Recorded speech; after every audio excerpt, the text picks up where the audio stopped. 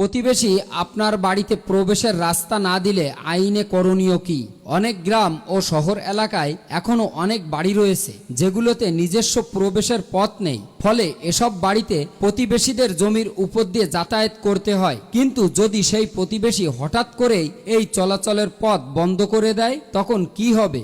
এমন পরিস্থিতিতে কি আছে আইনি সমাধান? জেনে নিন এই ধরনের পরিস্থিতিতে আইনি দিক ও করণীয়। পারিবারিক ও সামাজিক এ ধরনের সমস্যা দেখা দিলে প্রথমে স্থানীয় গণ্যমান্য ব্যক্তিদের নিয়ে একটি সালিশি আয়োজন করা যেতে পারে। প্রতিবেশীকে বোঝাতে হবে যে একদিন লাশ হয়েও বের হতে সেই বাড়ি থেকে রাস্তা দরকার হবে। একটি রাস্তার প্রয়োজন, এটি শুধুমাত্র মানবিক প্রয়োজন নয়, এটি একটি মৌলিক অধিকার। বাড়িতে প্রবেশ ও বের হওয়া প্রত্যেক নাগরিকের জন্মগত অধিকার। চলাচলের অধিকার ও আইনের দৃষ্টিকোণ, যে জমির উপর দিয়ে চলাচল হচ্ছে সেটি যদি ব্যবহারে মালিকানাধীন হয় তাহলে মালিকের সেই জমি ব্যবহারে বাধা দিতে পারেন। তবে কিছু শর্ত সাপেক্ষে সেই জমি ব্যবহারের অধিকার পাওয়া যেতে পারে। কারো ব্যক্তিগত সম্পত্তির সীমিত ব্যবহারের অধিকার, যেমন চলাচলে আলো, পানি ইত্যাদি। সমাধানের পর্যায়ক্রমিক ধাপ, সমঝোতা ও সালিশ। প্রথমে স্থানীয়ভাবে আলোচনা,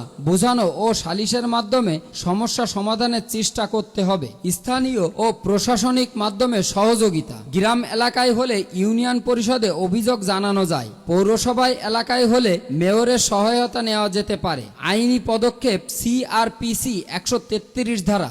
যদি সব প্রচেষ্টা ব্যর্থ হয় তবে ফৌজদারি কার্যবিধি 133 ধারার আওতায় মামলা করতে হবে। এই ধারা অনুযায়ী কেউ যদি অপর কাউকে বাড়িতে প্রবেশ বা বের হওয়ার পথে বাধা দেয় তাহলে সংশ্লিষ্ট ব্যক্তি অতিরিক্ত জেলা ম্যাজিস্ট্রেটের কাছে আবেদন করতে পারেন।